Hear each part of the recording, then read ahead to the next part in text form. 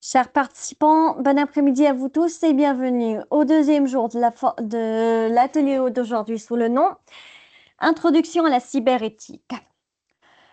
Aujourd'hui, le cours se tournera autour de l'intelligence artificielle et enjeux éthiques, la cybersécurité et responsabilité éthique, la propriété intellectuelle, culture numérique et partage, l'inclusion, justice numérique et fracture numérique, la citoyenneté numérique et responsabilité professionnelle, les méthodes d'analyse et résolution de Dilemay, et enfin les études de cas développées. Tout cela avec Dr Sekina Boudia, membre du corps professoral de l'Université Mid-Ocean.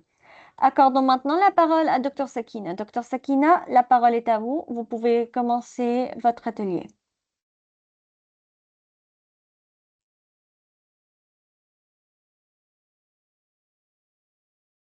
Dr Sakina, veuillez allumer votre micro, s'il vous plaît. Ah, désolée, je suis vraiment désolée. J'ai cru qu'il est ouvert. Est-ce que vous m'entendez maintenant? Oui, nous pouvons vous entendre avec merveille, docteur. Très bien, merci. Donc, bonsoir tout le monde. J'espère que tout le monde va bien. Donc, comme a déjà dit Malak, aujourd'hui, on va continuer notre atelier portant sur la cyberéthique. Bien, introduction à la cyberéthique. Donc, on verra c'est quoi la cyberéthique des réseaux sociaux. Donc, qui dit réseaux sociaux dit Facebook, Instagram, WhatsApp, etc., Twitter, etc. Donc, quels sont les objectifs d'apprentissage de ce chapitre-là? Premièrement, analyser les dilemmes entre liberté d'expression, modération et protection des personnes, comprendre les mécanismes de désinformation et de polarisation, étudier les effets physiques et sociaux de l'économie de l'attention et identifier les responsabilités partagées entre individus, plateformes et institutions. Donc, ce sont les usagers qui utilisent quoi? Utilisent les réseaux sociaux. Donc, on commence par la liberté d'expression et la modération. Les réseaux sociaux sont souvent présentés comme des espaces de libre expression, voire comme des infrastructures démocratiques. Pourtant, il s'agit majoritairement d'environnements privés gouvernés par des conditions générales, des politiques de modération et des architectures de visibilité qui hiérarchisent la parole. La question n'est donc pas seulement de savoir si chacun peut parler, mais dans quelles conditions certains contenus sont favorisés, invisibilisés, supprimés ou bien monétisés. Liberté d'expression et modération. Donc la modération se heurte à plusieurs tensions. Une modération trop faible expose les individus au harcèlement, au discours haineux et à la manipulation. Et une modération trop rigide risque de censurer les discours militants, les dénonciations légitimes, les œuvres satiriques ou les contenus pédagogiques. Pardon. L'éthique exige ici des règles explicites, des procédures de recours et une attention au contexte linguistique, culturel et politique des contenus. On passe maintenant à la désinformation, manipulation, les bulles informationnelles. Donc la désinformation n'est pas simplement la diffusion d'informations fausses. Elle correspond souvent à des stratégies de confusion, d'amplification émotionnelle et de fragmentation du débat public. Les plateformes favorisent parfois ces dynamiques en récompensant les contenus qui génèrent les réactions intenses. Les systèmes de recommandation tendent en outre à renforcer les préférences existantes, créant des environnements informationnels partiels où les usagers rencontrent surtout les contenus compatibles avec leurs croyances initiales. Donc les bulles informationnelles ne signifient pas que chacun vit dans un univers totalement fermé, mais elles réduisent la probabilité d'un désaccord argumenté. Dans un tel contexte, l'éthique de l'information implique des compétences critiques telles que la vérification des sources, ou bien reconnaître les techniques de manipulation visuelle, distinguer faits, opinions et interprétations, et comprendre le rôle des relais automatisés ou coordonnés. On passe maintenant au cyberharcèlement, discours haineux, humiliation et l'humiliation publique. Donc, le cyberharcèlement se caractérise par la répétition, l'asymétrie et la difficulté d'échapper aux attaques. Il peut prendre la forme d'insultes, de menaces, de diffusion d'images intimes, de meutes numériques, de détournement de photos, de rumeurs ou de campagnes de dénigrement. Ces effets-là sont souvent sous-estimés, tels que l'anxiété, l'isolement, la déscolarisation, la perte d'emploi, la dépression, voire passage à l'acte suicidaire, dans des cas les plus graves. Donc, les discours haineux posent une difficulté supplémentaire, car ils visent non seulement les individus, mais les groupes entiers, en contestant parfois leur dignité même. L'éthique des plateformes ne peut donc se limiter à des critères purement techniques de détection. Elle doit intégrer les enjeux historiques, sociaux et juridiques. L'influence ou bien les influenceurs, l'économie de l'attention et la responsabilité des plateformes. L'économie de l'attention repose sur la compétition pour le temps disponible des usagers. Les notifications, les récompenses variables, les métriques sociales et la mise en scène permanente de soi alimentent des comportements de consultation répétés. Les influenceurs jouent un rôle central dans cet écosystème. Ils produisent de la confiance, prescrivent des comportements, orientent des achats, des opinions ou des styles de vie. Leur responsabilité est d'autant plus forte lorsque leurs publics sont jeunes ou bien vulnérables. Donc, plus le public est vulnérable, plus je peux influencer sur ce public-là. Les plateformes, de leur côté, ne sont pas de simples hébergeurs passifs. Elles conçoivent les environnements, les formats d'interaction, les seuils de viralité et les conditions de monétisation. Leur responsabilité porte donc sur les effets systémiques de leur choix de design. On passe maintenant à la santé mentale, la dépendance et le design persuasif. Le design persuasif vise à orienter les comportements par des mécanismes psychologiques connus, tels que le renforcement intermittent, défilement infini, lecture automatique, rappel permanent de la présence des autres, quantification des interactions sociales. Donc, ces dispositifs ne produisent pas mécaniquement une dépendance chez tous les usagers, mais ils augmentent la probabilité d'un usage compulsif, notamment chez les adolescents. Donc, l'éthique du design implique alors de distinguer l'engagement légitime de la captation excessive de l'attention. On passe maintenant à la responsabilité individuelle et collective. Donc, les réseaux sociaux obligent à penser une responsabilité distribuée. L'utilisateur doit apprendre à vérifier avant de partager, à respecter autrui, à protéger son identité numérique et à signaler les abus. Les établissements scolaires, universitaires et employeurs ont un rôle éducatif et préventif. Les autorités publiques doivent garantir des règles claires, tandis que les plateformes doivent assumer des obligations de diligence, de transparence et de coopération avec la recherche indépendante. Alors, je vais vous donner un exemple.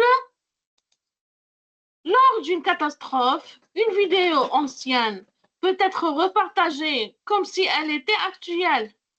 En prenant par exemple l'exemple des guerres. En quelques heures, elle alimente les interprétations politiques et émotionnelles erronées. L'éthique de la diffusion impose alors un devoir minimal de vérification avant partage, surtout lorsque le contenu est sensationnel ou susceptible de nuire. Donc, quels sont les points clés qu'on peut en déduire à partir du chapitre 5? On a la liberté d'expression numérique qui s'exerce dans les espaces privés régulés par des architectures techniques. La désinformation prospère lorsqu'elle rencontre viralité, émotion faible et faible vérification. Donc, c'est quoi la désinformation? C'est la propagation des informations fausses via les réseaux sociaux, d'accord? On a le cyberharcèlement, c'est un phénomène moralement grave, aux conséquences bien réelles. Donc, le cyberharcèlement il est appliqué via les commentaires, par exemple, via Facebook, via Twitter, d'accord? Les designs des plateformes influencent profondément les comportements et engagent sur la responsabilité des usagers. Donc, les réseaux sociaux ne sont cependant qu'une partie du problème. Derrière leur logique de visibilité se déploient des systèmes algorithmiques toujours plus puissants, capables d'assister, de prédire, de classer et parfois de décider. Cela conduit au cœur des débats contemporains sur l'intelligence artificielle. On passe maintenant à l'intelligence artificielle et les enjeux éthiques. Donc, quels sont les objectifs d'apprentissage de ce chapitre-là? Premièrement, on a à comprendre les principaux risques éthiques liés au système d'IA. Analyser les biais, les exigences d'explicabilité et la question de la responsabilité. Étudier les problèmes spécifiques de l'IA générative et des deepfakes. D'accord?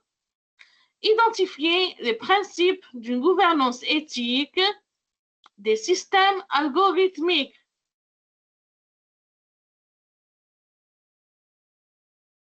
Donc, c'est quoi les deepfakes? Selon vous, ce sont des logiciels, d'accord, qui sont malfaisants, des logiciels malfaisants. Par exemple, je vais vous donner un exemple.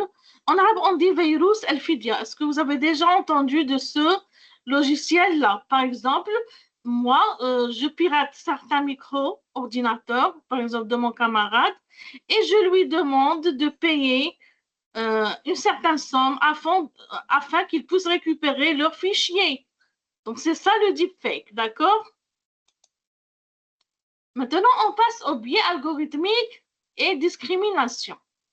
Les systèmes d'IA apprennent à partir de données historiques qui reflètent souvent des inégalités sociales, institutionnelles ou culturelles. Si les données de recrutement passées favorisent certains profils d'algorithmes, donc l'algorithme pourra reproduire, voire renforcer ses préférences. Si des outils de vision artificielle ont été principalement entraînés sur certains types de visages, leurs performances seront inégales selon les populations.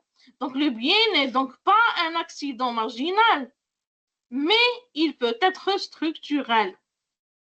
D'accord? Donc il dit structurel, ça veut dire qu'il touche la structure de l'algorithme. D'accord? Tout le monde connaît, concernant les informaticiens, la structure d'un algorithme. D'accord? Donc, on a le début du programme, on a le corps du programme, d'accord? Et on a la fin du programme. Donc, ce biais-là permet de modifier la structure de l'algorithme. D'accord? Via quoi? Via l'IA. Donc, parler de biais algorithmiques, c'est aussi interroger les catégories retenues, les variables choisies, les objectifs d'optimisation et les contextes d'usage. Donc, une erreur dans un système de recommandation musicale n'a pas la même portée morale qu'une erreur dans l'accès à un crédit, à un soin ou à une prestation sociale. Donc, tout dépend de quoi? Tout dépend du service fourni. Quels sont les services fournis? Par exemple, service de soins, service bancaire, service de prestation, etc. D'accord? Donc, la sanction, si on parle de la sanction juridique, tout dépend du domaine du service offert. D'accord? Lorsqu'on parle du service, bien sûr, on parle des services numériques. On passe maintenant à l'explicabilité, la transparence et l'auditabilité. Donc, qui dit transparence dit gouvernance. Comment gouverner les informations, d'accord? Est-ce que l'accès est disponible pour tout le monde ou bien il est restreint, d'accord? L'auditabilité, qu'est-ce que ça veut dire l'audit? C'est le contrôle. Comment puis-je contrôler le circuit, par exemple, d'une IA générative? Donc, on commence par l'explicabilité. L'explicabilité désigne la capacité à rendre intelligible le fonctionnement ou, à tout le moins, les critères de décision d'un système. Elle ne signifie pas nécessairement que tous les détails mathématiques doivent être compris de tout, mais qu'il doit être possible d'expliquer des facteurs déterminants, des limites de validité, des marges d'erreur et des modalités de contrôle. Sans cela, les personnes affectées ne peuvent ni comprendre ni contester les décisions qui les concernent. L'auditabilité complète cette exigence. Un système éthique doit pouvoir être évalué, documenté, testé et révisé.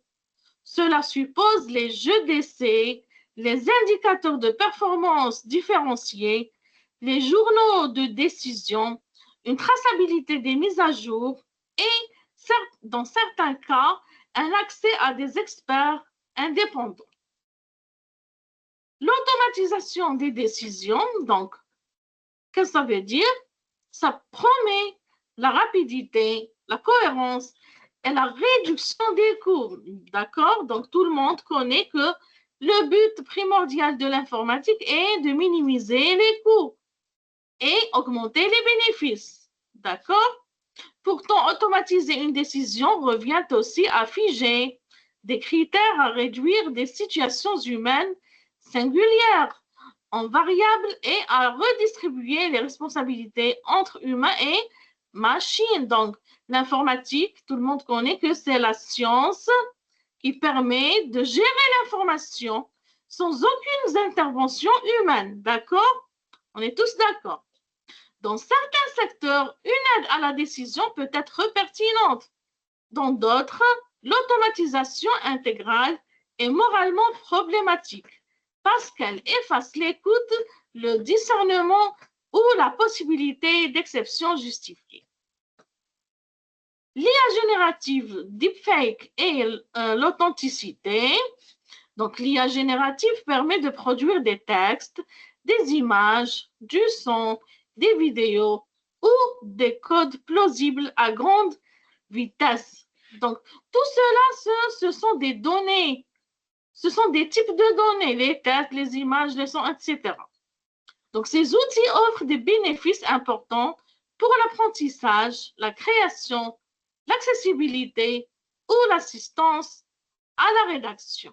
Par exemple, si je veux rédiger, par exemple, un article scientifique, je dois utiliser l'IA, par exemple, mais dans quoi? Dans les normes d'éthique. On ne doit pas abuser dans, par exemple, le plagiat, par exemple. C'est interdisant. Mais il soulève aussi les problèmes d'authenticité, de désinformation. Donc, la désinformation, ça veut dire la divulgation des informations erronées. Le plagiat, comme je vous ai déjà dit, par exemple, je prends un passage, par exemple, d'un écrivain ou bien d'un certain auteur et je ne cite pas cet auteur-là. Donc, je dois citer qui est l'auteur de ce passage-là que j'ai cité dans mon article de recherche. De dépendance cognitive. et de dilution de la responsabilité. Donc, les deepfakes, on va maintenant expliquer les deepfakes. Les deepfakes constituent une forme externe de cette tension, car ils peuvent servir à la satire ou à l'expérimentation artistique, mais aussi à la manipulation politique, à l'extorsion ou à la diffusion non consentie, par exemple, entre parenthèses, d'images sexuelles truquées. D'accord? Donc, la responsabilité en cas de dommage, lorsqu'un système d'IA cause un dommage, qui répond? Le concepteur du modèle, ça veut dire celui qui a élaboré l'algorithme de l'IA, ou bien l'intégrateur, ou bien l'organisation qui le déploie, ou bien l'utilisateur final. Donc, qui va causer ce dommage-là? La difficulté tient au caractère distribué, la chaîne de production. Donc, on appelle ça une chaîne de production. Donc, on a premièrement, l'entrée de données, ou bien de l'information, ensuite le traitement de l'information, ou bien ce qu'on appelle le traitement de données, et à la fin, on a le résultat, ou bien ce qu'on appelle la sortie de données. Donc, l'éthique invite à ne pas utiliser la complexité technique comme prétexte à l'irresponsabilité. Plus un système est susceptible d'affecter des droits fondamentaux, plus il faut clarifier en amont les rôles, les limites, les procédures d'escalade et les mécanismes de recours. Pardon. Donc, l'éthique by design et la gouvernance des systèmes d'IA. Donc, l'éthique by design constitue à intégrer les exigences éthiques dès la conception plutôt qu'à les ajouter auprès ou bien après coup. Cela implique l'évaluation d'impact. Donc, je dois évaluer les résultats de mon algorithme. Donc, il va aboutir à quoi? La diversité des équipes, l'implication des parties prenantes. Donc, quelles sont les parties prenantes? Ce sont les utilisateurs, par exemple, le public, tout ce qui utilise cet algorithme-là via, bien sûr, l'IA, la documentation des choix, les tests de robustesse, la supervision humaine et la possibilité de désactiver ou de corriger un système. Donc, on doit d'abord tester notre IA générative. Mais on appelle ça un agent AI. D'accord. C'est quoi un agent AI? C'est un ensemble d'algorithmes. D'accord. On peut dire que c'est un ensemble de logiciels. Mais l'appellation, ça change. D'accord. Précédemment, on appelle ça un ensemble de structures ou bien un ensemble d'informations structurées. On appelle ça un logiciel. D'accord? C'est quoi un logiciel? Un ensemble d'algorithmes. Après, il y aura quoi? Il y aura ce qu'on appelle le progiciel. C'est quoi le progiciel? C'est un ensemble de logiciels qui coopèrent entre eux. D'accord? C'est quoi l'IA? C'est la même chose.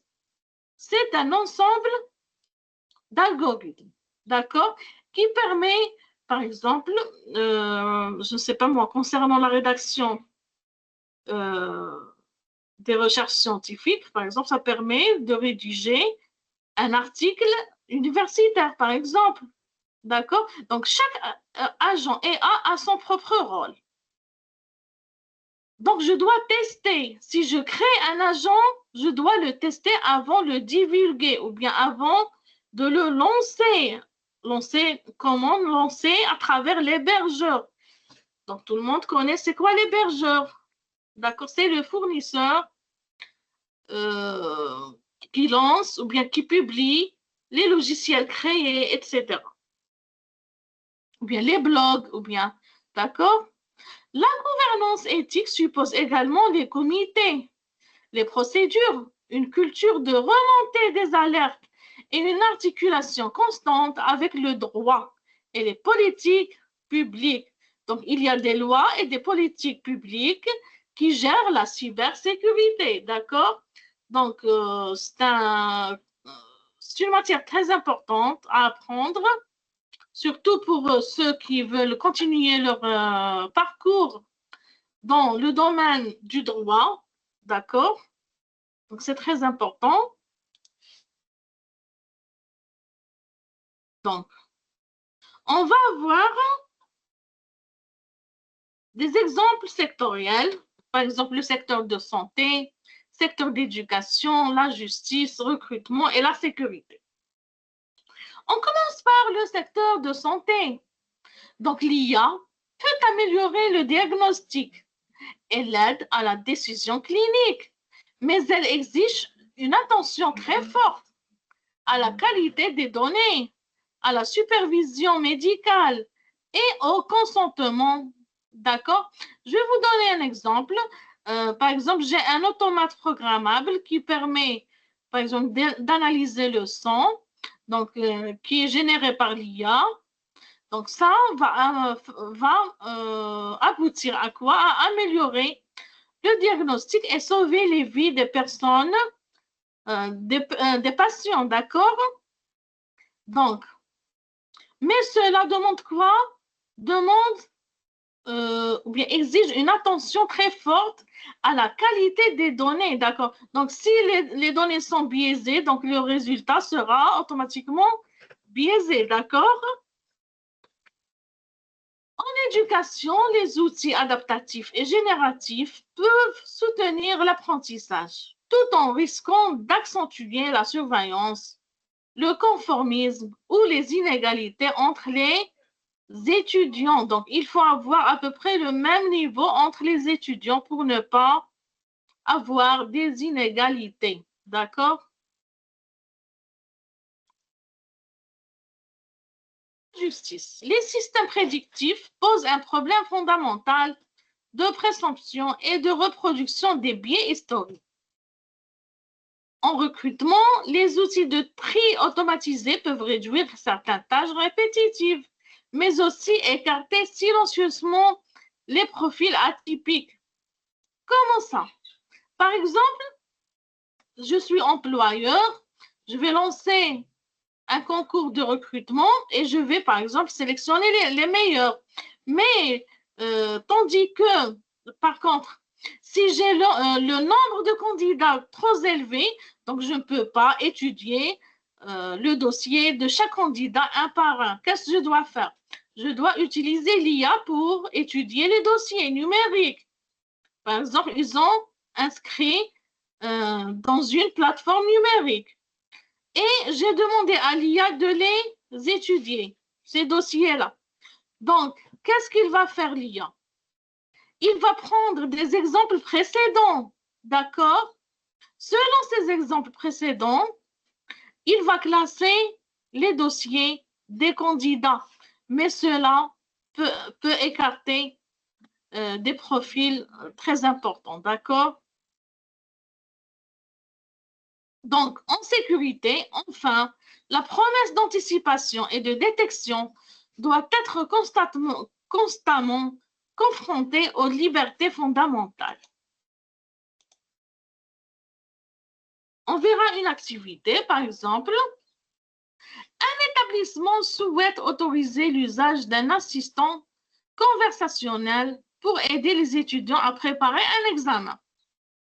Définissez les règles d'usage éthique. Donc, les citations, comme je vous ai déjà dit, par exemple, je prends un passage depuis un livre, donc je dois citer qui est l'auteur. La vérification, les limites de délégation, le respect de la propriété intellectuelle. Donc, c'est quoi la propriété intellectuelle? C'est le droit d'auteur, d'accord? La confidentialité des données et le maintien de l'autonomie intellectuelle. Donc, ce sont les règles d'éthique qui permettent d'utiliser un assistant conversationnel afin d'aider les étudiants à préparer leur examen. Maintenant, on va en déduire les points clés du chapitre 6. Donc, les systèmes d'IA peuvent reproduire et amplifier les biais présents dans les données et les institutions. La transparence, l'explicabilité et l'auditabilité sont nécessaires à la contestabilité des décisions. L'IA générative renforce les enjeux d'authenticité, de traçabilité et de responsabilité. Une gouvernance éthique efficace commence dès la conception des systèmes. Donc, la gouvernance éthique, en arabe, ça se dit al-hawkama, d'accord? Ou al-hukm al-rashid, c'est ça. Donc, les algorithmes ne sont jamais séparés des infrastructures qui les portent. Derrière l'IA, il y a des systèmes, des réseaux, des vulnérabilités et des personnes à protéger, bien sûr. D'accord? Donc, c'est pourquoi la cyberéthique doit également traiter de la sécurité informatique comme d'un enjeu moral à part entière.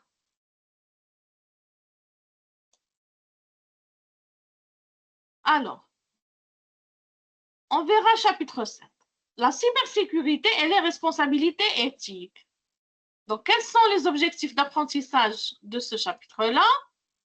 On va comprendre la cybersécurité comme devoir de protection des personnes et des institutions.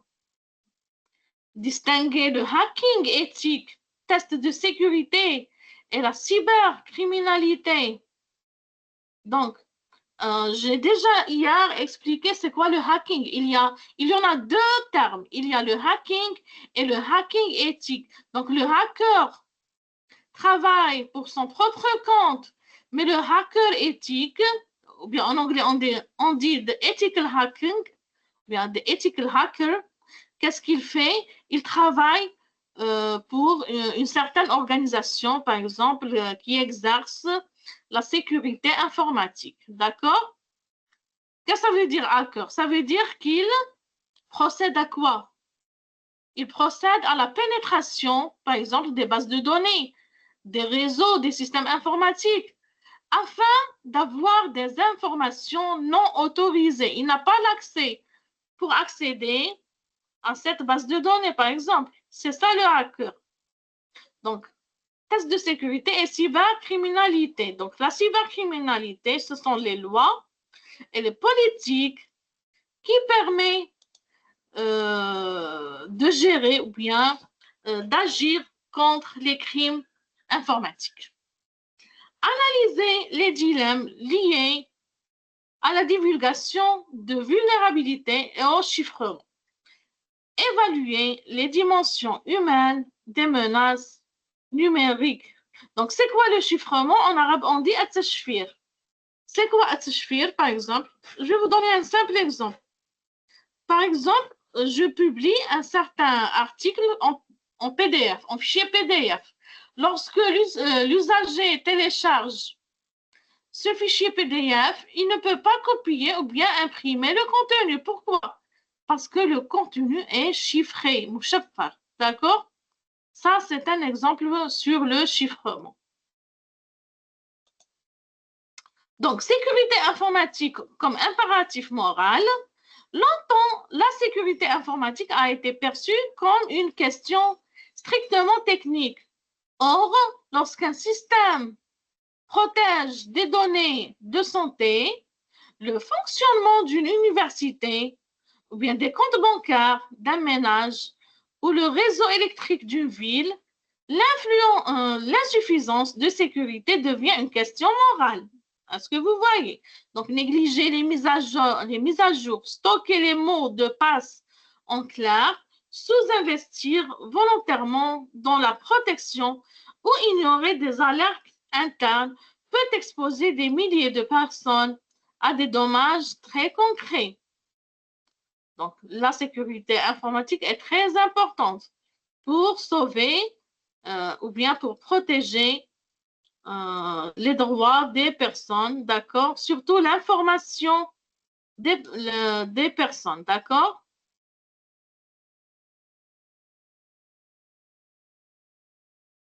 en arabe, on dit himayat al-mu'tayat, c'est ça. La protection des personnes en matière de l'information. Donc, la protection des systèmes des personnes, la cybersécurité ne vise pas seulement la disponibilité technique des services, elle protège aussi des personnes, leurs droits, leur confiance et parfois leur intégrité psychologique ou économique. Une attaque contre un hôpital ne se résume pas à une panne informatique. Elle peut retarder les soins, donc la vie des personnes est très importante. Une fuite de données étudiantes ne se réduit pas à un incident administratif, mais elle peut exposer au phishing, à ce que vous voyez, au chantage ou à l'usurpation d'identité. Donc, par exemple, si un système bancaire n'est pas protégé en matière de cybersécurité, qu'est-ce qui va se passer? La personne ou bien le client de cette banque-là, il va perdre son droit, il va perdre sa confiance, d'accord? Et il va perdre le plus important, son argent.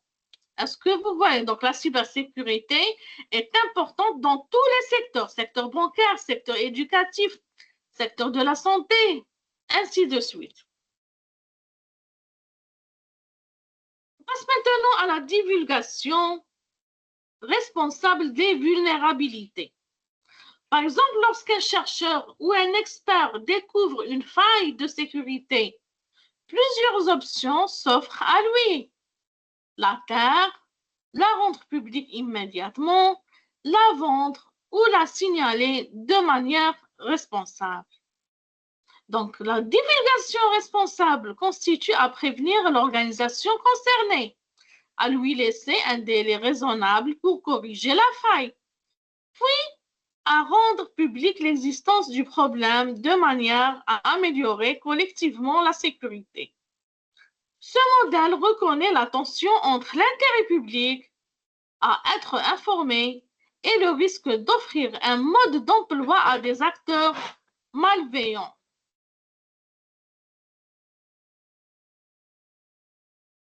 Donc, on passe maintenant au hacking éthique versus cybercriminalité. Le hacking éthique, ou bien ce qu'on appelle de ethical hacking, se distingue de la cybercriminalité par l'intention, l'autorisation, le cadre contractuel et la finalité. Un test d'intrusion autorisé vise à identifier les failles pour les corriger. Donc, le but primordial du hacking éthique, bien sûr, c'est de corriger les failles. À l'inverse, l'accès non autorisé à un système, même sans destruction apparente, constitue une atteinte à la sécurité et à la confiance. Il existe cependant des zones grises, notamment lorsque les chercheurs révèlent des failles touchant des infrastructures critiques ou des objets connectés grand public, sans avoir obtenu l'autorisation préalable. D'accord? Donc, on passe maintenant à ce qu'on appelle le rançongiciel, le phishing et l'ingénierie sociale. Donc, ce sont des termes très répandus en cybersécurité. On va les expliquer.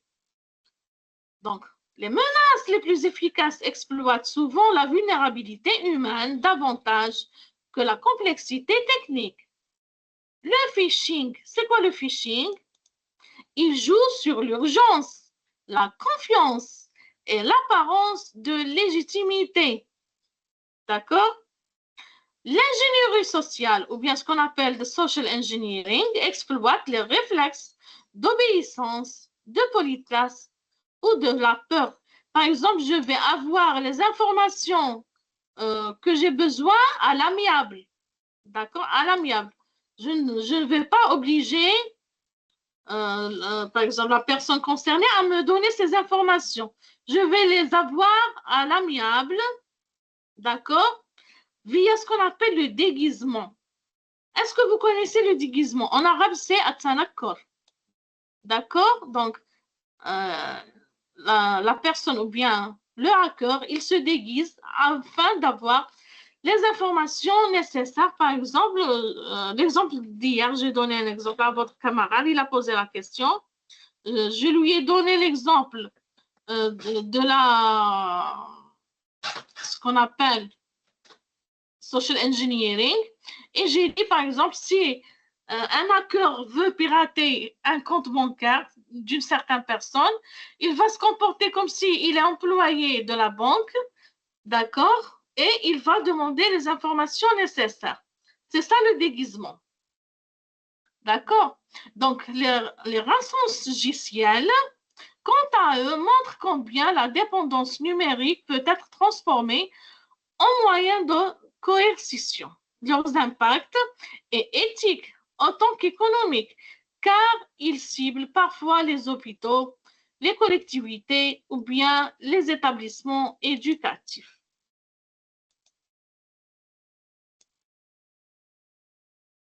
On passe maintenant au dilemme, le chiffrement, l'accès exceptionnel, la surveillance préventive.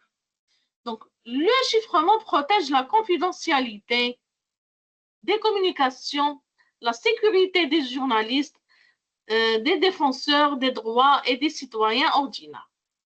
Pourtant, certains États souhaitent des mécanismes d'accès exceptionnels au nom de la lutte contre le terrorisme ou la criminalité grave. Donc, le dilemme est classique. Faut-il affaiblir la sécurité de tous pour permettre l'accès ciblé à quelques communications? Donc, la plupart des analyses techniques soulignent qu'une porte dérobée réservée aux bons acteurs est difficilement soutenable. L'éthique doit alors arbitrer entre sécurité publique, liberté fondamentale et risque systémique. Donc, quels sont les points clés du chapitre 7? La cybersécurité, c'est une exigence morale de protection, pas seulement une obligation technique. La responsabilité inclut l'anticipation des vulnérabilités et la préparation organisationnelle. Les menaces numériques exploitent souvent les comportements humains autant que des failles logicielles. Les dilemmes de sécurité exigent des arbitrages proportionnés et transparents. Donc, la protection des systèmes ne suffit cependant pas à épuiser les enjeux éthiques du numérique, les contenus qui y circulent, les œuvres qui y sont produites et les savoirs qui y sont partagés soulèvent eux aussi des débats majeurs relatifs à la propriété, à la reconnaissance et à la justice cognitive. Donc, on passe maintenant au chapitre de la propriété intellectuelle, culture numérique et partage. Donc, quels sont les objectifs d'apprentissage de ce chapitre-là? On a comprendre les tensions entre protection des œuvres et circulation des savoirs, distinguer plagiat, citation, licence libre et open source, analyser les enjeux éthiques du remix, du piratage et de contenu généré par l'IA, et réfléchir à une culture numérique fondée sur la reconnaissance et le partage responsable. On commence par le droit d'auteur et l'environnement numérique. Donc, le droit d'auteur vise à reconnaître et protéger la création intellectuelle. Dans l'environnement numérique, cette protection se heurte à la facilité de copie, de diffusion et de transformation des contenus. Une œuvre peut être dupliquée à l'infini sans perte de qualité, ce qui fragilise certains modèles économiques mais facilite aussi l'accès à la culture. Le débat éthique ne consiste donc pas à opposer naïvement auteur et public. Il porte sur la juste articulation entre numérisation, accès, innovation et transmission des connaissances. Donc, c'est quoi le droit d'auteur? Je ne sais pas si vous avez assisté à mon atelier de ce qu'on appelle la propriété intellectuelle. Par exemple, si je vais élaborer un logiciel, un nouveau logiciel, par exemple, qui permet d'organiser le moment de la prière, par exemple, dans une certaine wilaya, par exemple. Donc, c'est une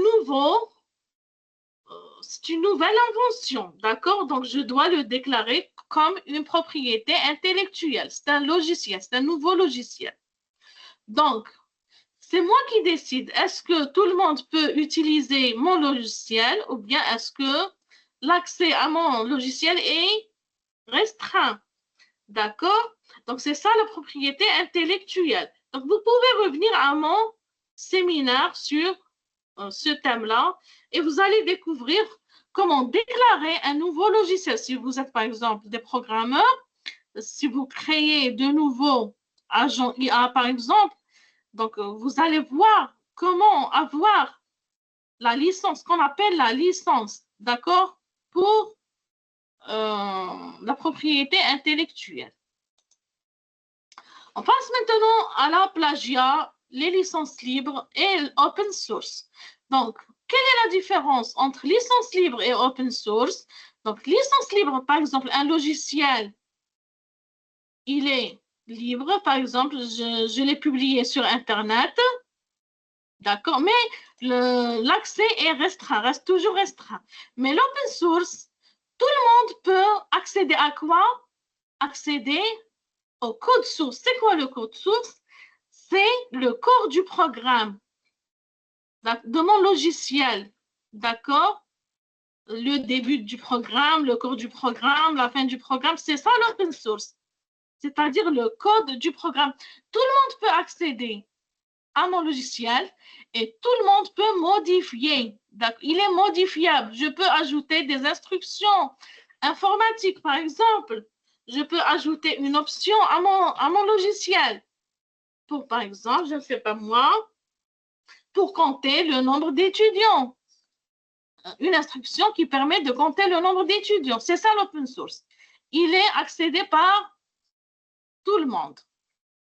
Donc, on passe au plagiat. Plagiat, ça concerne surtout la recherche scientifique et les citations des articles ou bien des livres ou bien n'importe quel passage d'un certain auteur. Donc, le plagiat consiste à s'approprier indûment le travail d'autrui en le représentant comme sien.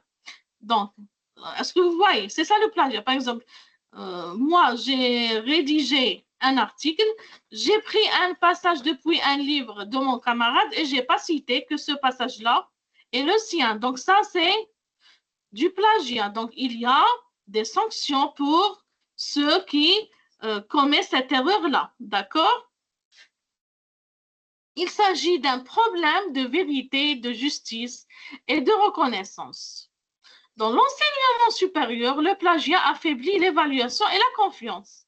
À l'inverse, les licences libres et l'open source organisent juridiquement le partage. Elles autorisent certains usages, modifications ou redistributions à condition de respecter des termes précis. Donc, l'éthique consiste ici à apprendre à citer, à attribuer, à documenter et à respecter les cadres choisis par les auteurs.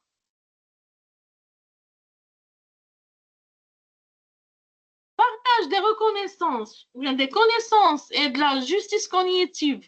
C'est quoi la justice cognitive? Elle rappelle que les savoirs ne sont pas distribués équitablement. Le coût des publications, la domination de certaines langues, les inégalités d'infrastructures et les barrières académiques peuvent exclure les communautés entières de la production et de l'accès à la connaissance.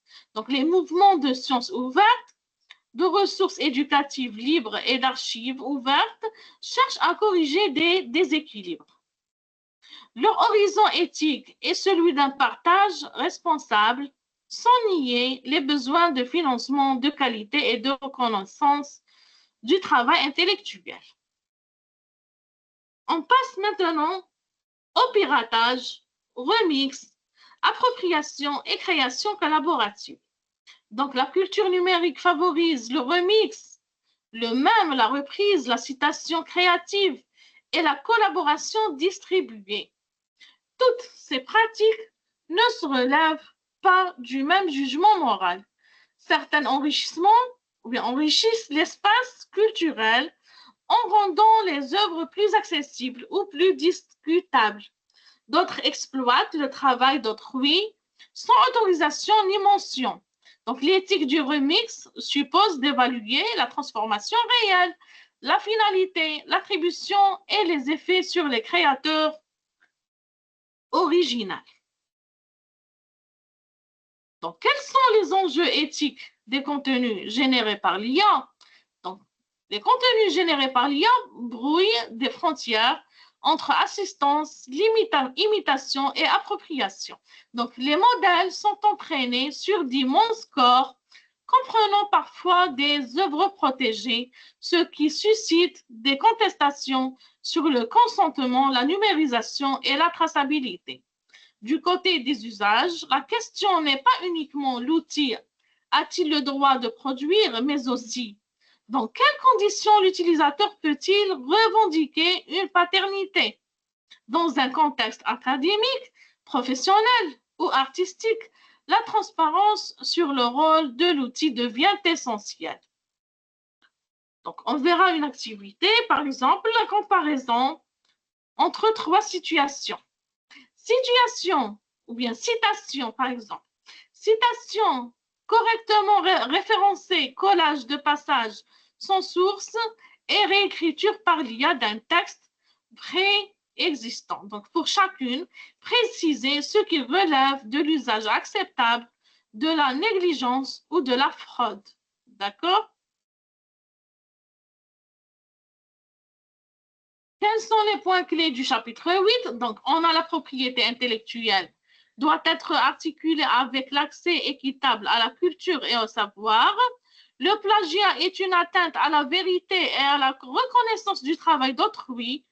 Les licences libres organisent le partage. Elles ne signifient pas l'absence de règles. L'IA générative impose de nouvelles exigences de transparence et d'attribution. Donc, on passe maintenant au dernier chapitre. On a l'inclusion, la justice numérique et la fracture numérique. Quels sont ces objectifs? Donc, identifier les principales formes de fracture numérique, comprendre les exigences éthiques et accessibilité de la conception universelle, analyser les discriminations systémiques dans les environnements numériques et intégrer la dimension environnementale en réflexion sur la justice numérique. Donc, la fracture numérique ne se réduit pas à l'absence de connexion Internet. Elle comprend aussi l'inégalité d'accès aux équipements de qualité, à des environnements calmes de travail, à des compétences informationnelles, à un soutien éducatif et à la capacité d'utiliser des outils de manière autonome et critique.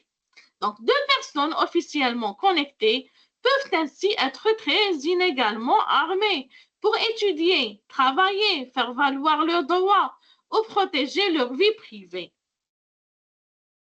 On passe à l'accessibilité à la conception universelle. Donc, l'accessibilité numérique consiste à concevoir des services utilisables par le plus grand nombre, y compris par les personnes en situation de handicap. Elle concerne les contracts, les lecteurs d'écran, les sous-titres, les navigations clavier, la simplicité cognitive, la comptabilité technique et la lisibilité. Donc, d'un point de vue éthique, l'accessibilité n'est pas une option charitable ajoutée en fin de projet. Elle relève de la justice et de l'égalité d'accès. La discrimination systémique dans les environnements numériques peuvent être explicites ou indirectes. Elles apparaissent dans les algorithmes, les interfaces, les standards, les corps d'entraînement, les politiques de modération ou des conditions d'accès à certains services. Lorsqu'un service public dématérialisé suppose une grande maîtrise de l'écrit, il peut exclure des publics fragiles. Lorsqu'un système de reconnaissance vocale comprend mal certains taxons, il crée une inégalité d'usage. donc la diversité culturelle et linguistique sur Internet. Donc l'Internet donne l'impression d'une universalité, mais les hiérarchies culturelles et linguistiques y demeurent fortes. Certaines langues dominent la production, la visibilité et l'indexation des contenus. Cela affecte la représentation des savoirs, des mémoires et des points de vue. Donc, une éthique de la diversité numérique implique de soutenir le multilinguisme, la préservation des patrimoines et la capacité des communautés à produire leur propre contenu. Donc, ce tableau-là permet de proposer une grille d'analyse éthique applicable au numérique. Donc, on a l'étape, la question directrice et les points d'attention. Premièrement, on a la situation. On doit poser la... Qu'est-ce qu'on est en train de faire maintenant? On est en train d'analyser une dilemme. D'accord? Une dilemme numérique. En matière éthique. D'accord? Premièrement, on a la situation. La question posée, quel problème doit être résolu? Les points d'attention, on a le contexte, l'objectif réel, l'urgence et la temporalité. Deuxièmement, les parties prenantes, qui y est affecté et comment? Est-ce que les usagers, est-ce que les tiers, est-ce que les publics vulnérables, est-ce que les organisations, etc. Troisièmement, les valeurs. Quelles valeurs sont en conflit? La dignité, l'autonomie, la justice, la sécurité, la transparence, etc. Quatrièmement, on a les options. Donc, quelles alternatives existent? Est-ce que la proportionnalité, la réversibilité, le recours, la supervision, etc. Et on va prendre la décision. Donc, que peut-on justifier publiquement? Est-ce que c'est une argumentation? Est-ce que c'est une traçabilité? Est-ce que c'est un suivi des effets, etc.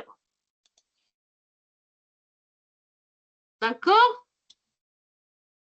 Donc, on va clôturer par un cas pratique. C'est l'utilisation d'un modèle génératif pour rédiger et apprendre. Donc, c'est un exemple simple. On va expliquer comment analyser ce dilemme-là. Donc, on a le contexte. C'est l'étudiant qui s'appuie sur un modèle génératif pour préparer un devoir et reformuler ses idées.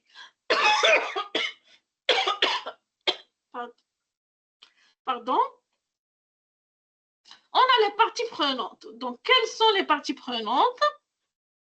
Ce sont les étudiants, les enseignants, les institutions, les éditeurs d'outils et les camarades.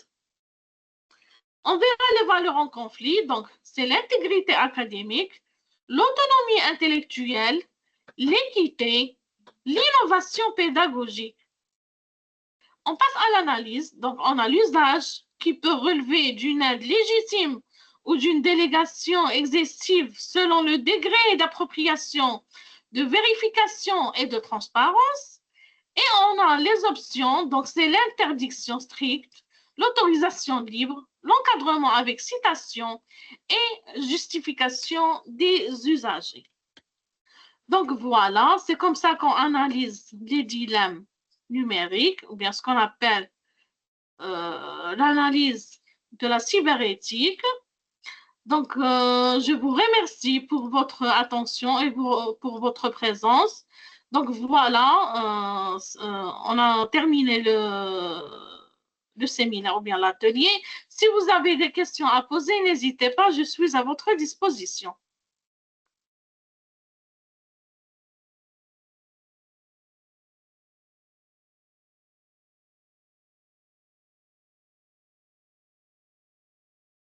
Merci infiniment à vous, docteur, pour tous vos efforts. Pour ceux qui ont des questions, veuillez s'il vous plaît soit lever la main, soit écrire vos questions sur le chat. Commençons par Ali Madi. Ali Madi, la parole est à vous. Vous avez accès au micro. Merci beaucoup de m'avoir donné la parole.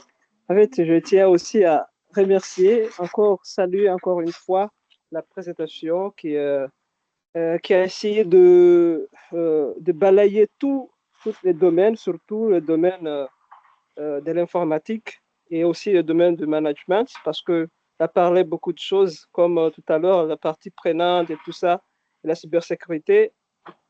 C'est vraiment très important, surtout je parle pour moi et pour tout le monde, je pense, parce que c'est une forme de sensibilisation de la cybersécurité d'aujourd'hui.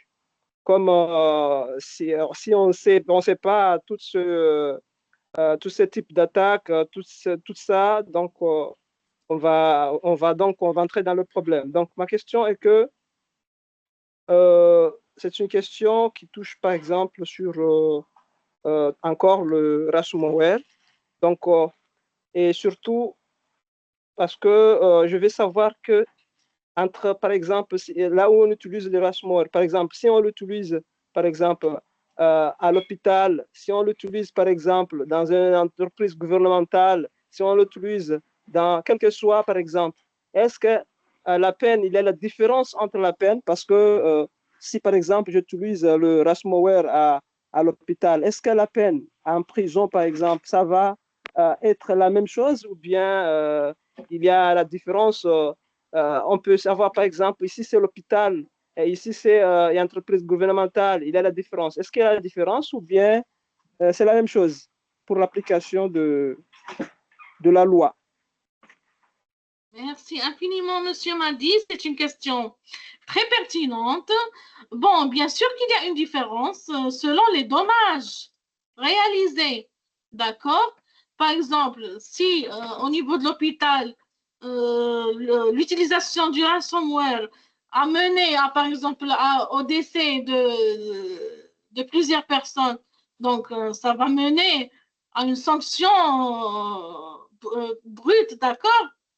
Donc, les sanctions se diffèrent d'un secteur vers l'autre. Est-ce que c'est clair? Oui, c'est clair. C'est-à-dire ça dépend de l'acte, c'est ça? Très bien. L'acte et les dommages. C'est le dommage. Ah, ok. Oui, oui. Ok. Et hier, on avait parlé sur un jeune que vous avez dit que c'est Hamza. C'était Hamza Bendelaj. Moi, je le Oui, savais. c'était... Moi, je le savais sur le nom de Hacker Souriant parce que, bon, c'est beaucoup d'histoires avec ça. Donc, je voulais savoir parce que le type de, le type de, le type d'hacker qu'il a utilisé, parce que qu'il a utilisé ça, donc c'était, c'est-à-dire parce que je sais pas, moi, je sais déjà que il avait créé, je sais pas, il avait utilisé son type d'attaque s'appelle le Spire. Donc, mais je veux savoir quelle est la différence entre son Spire et les autres Spires, c'est-à-dire que le cheval de Troie d'élu et encore le cheval de Troie de manière générale. Quelle est la différence? Parce qu'il a utilisé ça. Est-ce que pour lui, la peine, c'est la même chose avec du cheval de Troie de manière générale ou bien la peine, c'est la même chose? Quant à lui, je crois qu'il a pénétré une base de données bancaire. Donc, c'était ça l'acte qui a commis, d'accord? Donc, je ne sais pas quelle est la différence, sincèrement, parce que je ne suis pas vraiment informaticienne, c'est-à-dire expérimentée. Moi, je suis informaticienne, mais je n'ai pas développé mes compétences en matière de la cybersécurité. Moi, j'ai le diplôme de DEA en informatique de gestion, c'est-à-dire diplôme des études universitaires appliquées en informatique de gestion. Mais je peux vous aider, je peux vous dire qu'est-ce qu'il a fait. Il a accéder à la base de données de la banque. C'était une banque américaine, je crois. D'accord? Donc, c'est Oui, oui, oui, ça. Oui. oui, merci. Parce que moi, je savais qu'il a utilisé le cheval de Troie, mais son type de cheval de Troie, c'était différent avec le cheval de Troie des autres. Parce que lui, comme vous avez dit, ce cheval de Troie, il a appliqué sur la banque. Donc, est-ce que la peine avec ça, parce que est-ce que c'est la même chose ou bien Voilà. Non, merci beaucoup. Merci beaucoup. Que je comprends.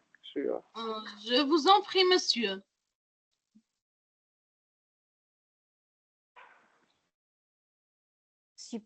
Super, donc pour ceux qui ont des questions, veuillez s'il vous plaît soit lever la main, soit écrire vos questions sur le chat. Nous allons passer à Abdul Ali Achourti. Abdul Ali Achourti, la parole est à vous. Vous avez accès au micro.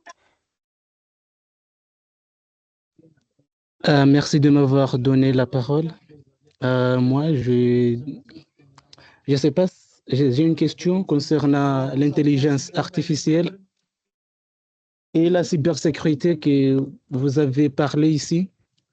Aujourd'hui, il y a des IA capables de reproduire de voix très réalistes et aussi des images très réalistes qui sont générées par IA, mais ce n'est pas des images réelles. Et la plupart d'entre nous, on n'arrive pas à distinguer ce que c'est les voix réelles de cette personne-là, ou bien cette photo, c'est les photos réelles, ou bien c'est généré par l'IA. Est-ce qu'il y a des outils capables de savoir est-ce que cette voix-là, c'est appartient à cette personne-là, ou bien ces photos-là, c'est vraiment lui, ou bien il n'y a pas d'outils actuellement qui sont capables de distinguer de savoir ce genre de choses? Merci infiniment. C'est une question très pertinente, monsieur Ali Achourti, Abdul. Donc, bien sûr qu'il y en a des solutions. Donc, pourquoi la cybersécurité est venue? Pour résoudre les problèmes contemporains. Parmi ces problèmes contemporains, c'est le trucage des images. D'accord? Donc, certes, il y en a tel ou tel logiciel qui permet de détecter le trucage. D'accord? Je ne peux pas citer des logiciels, mais j'en suis sûre qu'il y en a des logiciels qui permettent de détecter le trucage.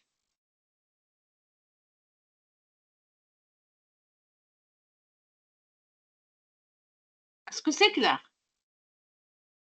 Oui, merci, docteur. Je vous en prie.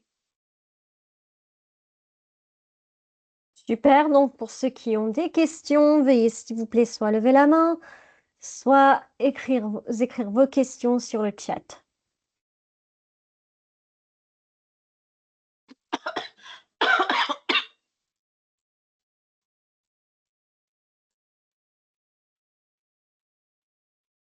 Pas de questions, tout le monde? Nous allons passer à Ali Madi. On va revenir, ou bien on peut dire revenir vers Ali Madi. Ali Madi, la parole est à vous. Vous avez accès au micro. Ok, merci. Juste encore, je voulais confirmer les outils avec lui qui a parlé maintenant sur la détection de voix. Il y a le AI Voice Detector. Donc, il peut télécharger et lui, ça permet aussi d'analyser un fichier aussi si généré par l'IA. Donc, il y a ça, il y a ce qu'on appelle le rassembleur detector, il y a le fake catcher Intel, par exemple, il y a le p-drop aussi, les nuances, le gatekeeper aussi, ça peut aussi détecter le voix. Il y a encore le deepware scanner aussi, il peut détecter aussi. Ce sont tous des outils pour détecter la voix.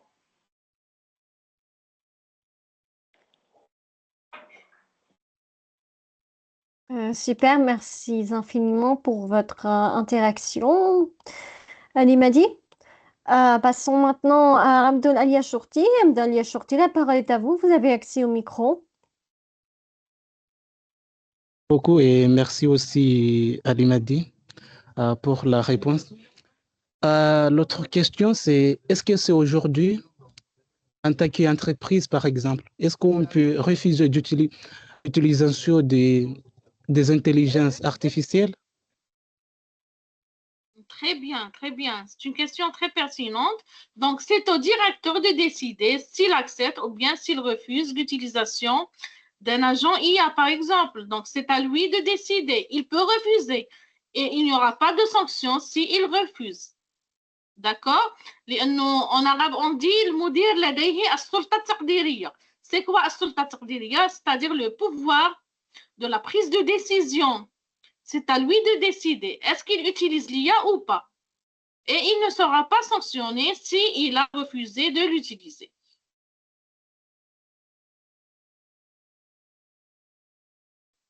Oui, Eh bien, mais oui. est-ce qu'il n'y a pas de problème puisqu'aujourd'hui, tout le monde utilise les intelligences artificielles? Si on refuse d'utiliser les intelligences artificielles, est-ce que ce n'est pas un problème pour les entreprises à face des effets malveillants comme les automatisations de la cybersécurité qui sont à la mode actuellement? Et si l'entreprise, par exemple, décide de ne pas utiliser n'importe quelle IA au sein de cette entreprise, peut-être peut-être ça va causer de problèmes Bien puisque, sûr.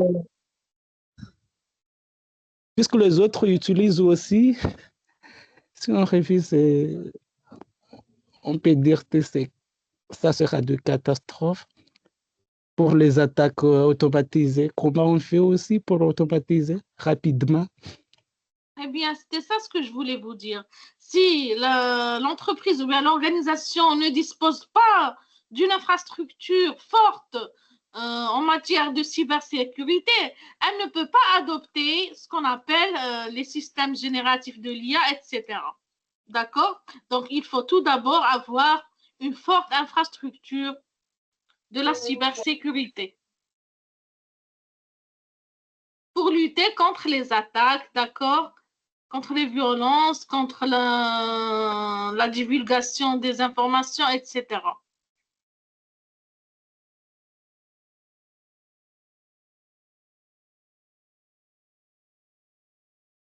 Est-ce que c'est clair? Ah oui, merci beaucoup, docteur. Je vous en prie.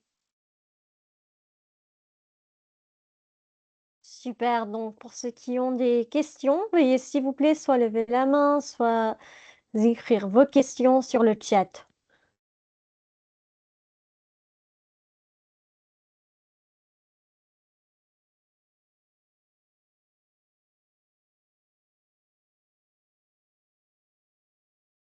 Pas de questions, tout le monde?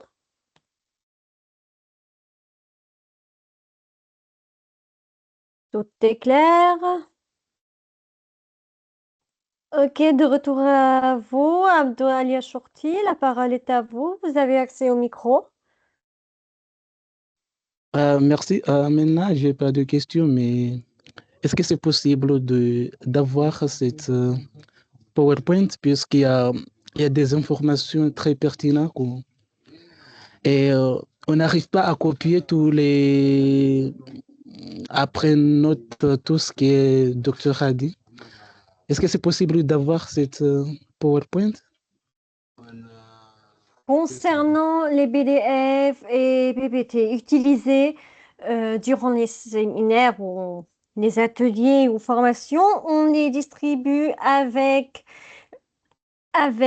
l'enregistrement du séminaire, de l'atelier ou même des formations, ou que ce soit avec vos certificats de participation. Donc, tout est distribué via vos emails et également via le groupe WhatsApp des activités. Mais il faut faire en sorte que vous vous inscrivez via le formulaire du certificat de participation.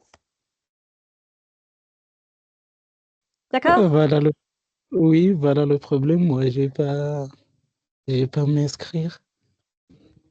Le lien est distribué via le chat. Veuillez s'il vous plaît vous inscrire via le chat. D'accord? Ok, merci. D'autres questions, tout le monde?